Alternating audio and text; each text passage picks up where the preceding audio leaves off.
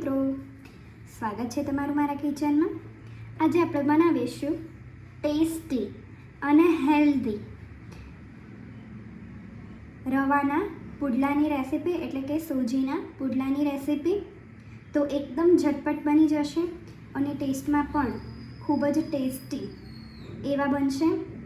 તો બનાવવાનું આપણે શરૂ કરીએ। તો એના માટે મેં 1/4 કપ અહીંયા પાણી લીધું છે।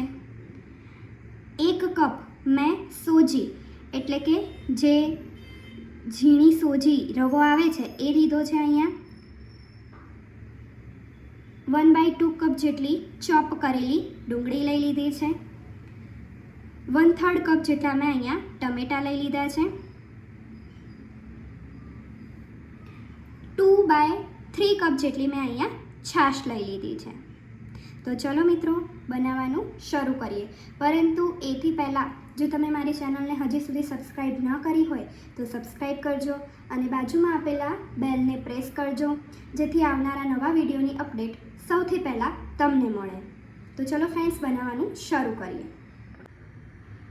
તો સૌથી પહેલાં એક આપણે બાઉલ લઈ લઈશું, જેના અંદર આપણે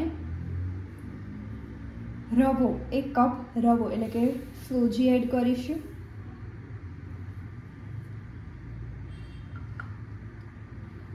સોજીના અંદર આપણે 1/2 કપ જેટલી ડુંગળી એડ કરીશું।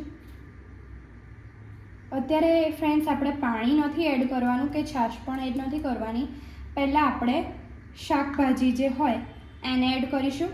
તો ડુંગળી એડ કરી દીધી છે। હવે 1/3 કપ આપણે જે ટમેટાં રાખ્યા છે તો એ એડ મેં કરી દીધા છે। આની અંદર શાકભાજીનું પ્રમાણ જેટલું સારું હશે તેટલા જ આપણા પુડલા સરસ તૈયાર થશે। તો એ મેં એડ કરી દીધું છે। હવે આપણે તેને સારી રીતે પહેલાં એમ જ મિક્સ કરીએ, પાણી કે છાશ અત્યારે નથી ઉમેરવાની। તો એમ જ શાકભાજી સાથે આપણે રવાને ઉમેરીએ છીએ અત્યારે, એને મિક્સ કરીએ છીએ અત્યારે। તો આને મેં મિક્સ કરી લીધું છે। હવે થોડી છાશ એડ કરીશું આની અંદર, એક સાથે બધી એડ નથી કરવાની, થોડી છાશ એડ કરતા જઈશું અને આપણે આને મિક્સ કરતા જઈશું। બધી જ છાશ આપણે સાથે નથી ઉમેરી દેવાની, થોડી ઉમેરીશું અને મિક્સ કરતા જઈશું।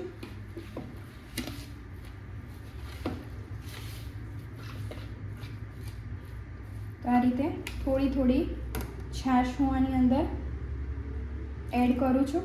તો મેં બધી જ છાશ એડ કરી દીધી છે। મારી છાશ 2/3 કપ જેટલી હતી તો એ મેં બધી જ ઉમેરી દીધી છે। હવે આપણે આની અંદર પાણી ઉમેરીશું। આને પહેલાં મિક્સ કરીશું આપણે, અને પાણી તો થોડું કરતા જઈને આપણે પાણી ઉમેરીશું।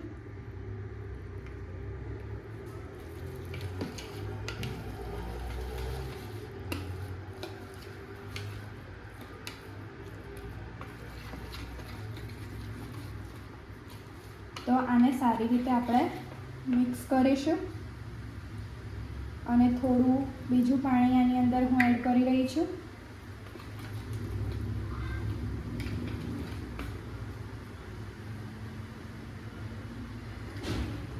હજી મને પાણીની જરૂરિયાત લાગી રહી છે તો થોડું પાણી બીજું એડ કરીશ।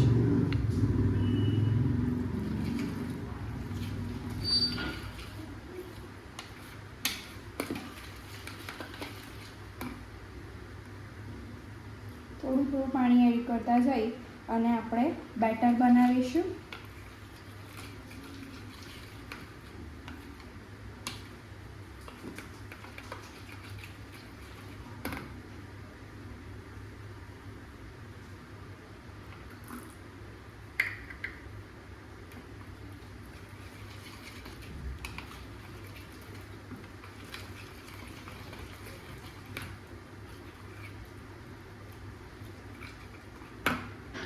તો હજી મને પાણીની જરૂરિયાત લાગે છે, તો હજી હું થોડું પાણી એડ કરીશ। આનું બેટર બહુ જાડું ના હોવું જોઈએ, ઠીક નથી રાખવાનું આપણે, આનું બેટર આપણે પતલું કરવાનું છે।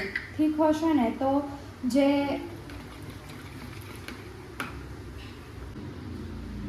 તો મારે અહીંયા ટોટલ 1 કપ પાણીની જરૂર પડી છે. તો આ રીતે આપણે બેટર બનાવી લઈશું અને હવે આપણે આના અંદર મસાલાઓ કરી લઈશું. તો જેમાં સૌથી પહેલાં તો મીઠું તમારે સ્વાદ પ્રમાણે ઉમેરી દેવાનું છે. હું મારા સ્વાદ અકોર્ડિંગ અત્યારે ઉમેરી રહી છું. તો મીઠું ઉમેર્યા પછી આપણે આના અંદર ચપટી જેટલી હિંગ ઉમેરીશું અને થોડુંક અમથું ધાણા જીરું પાવડર આપણે આની અંદર ઉમેરીશું. અને મેં આની અંદર લીલા મરચાં જે હોય કટ કરેલા તો એ મેં 2 નંગ ઉમેરેલા છે. એટલે પછી હું આની અંદર સૂકું મરચું અત્યારે એડ નથી કરવાની. તમે જો લીલા મરચાં યુઝ ના કરવાના હોય તો સૂકું મરચું તમારે આની અંદર યુઝ કરવાનું જરૂર રહેશે.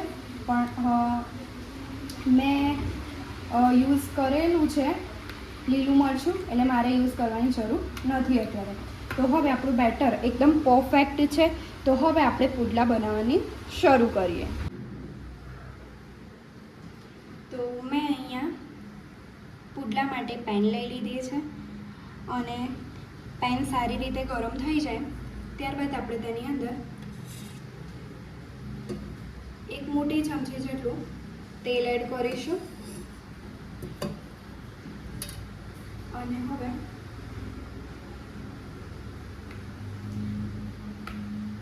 આપણે 1 ચમચા જેટલું બેટર આની અંદર ઉમેરીશું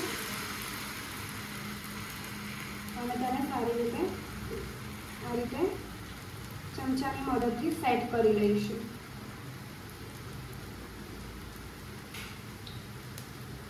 અને ગેસની ફ્લેમને આપણે મીડિયમ રાખીશું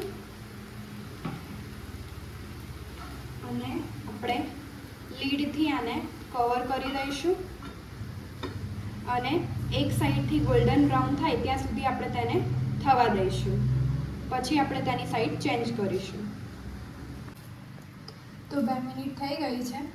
આપણે તેને ખોલીને જોઈ લઈશું. તો બીજી બાજુ બ્રાઉન સ્પોટ આવી ગયા છે. તો આપણે તેને સાઈડને ચેન્જ કરીશું. એ પહેલાં આપણે થોડું તેલ લગાવી લઈશું અને આપણે તેની સાઈડને ચેન્જ કરી લઈશું.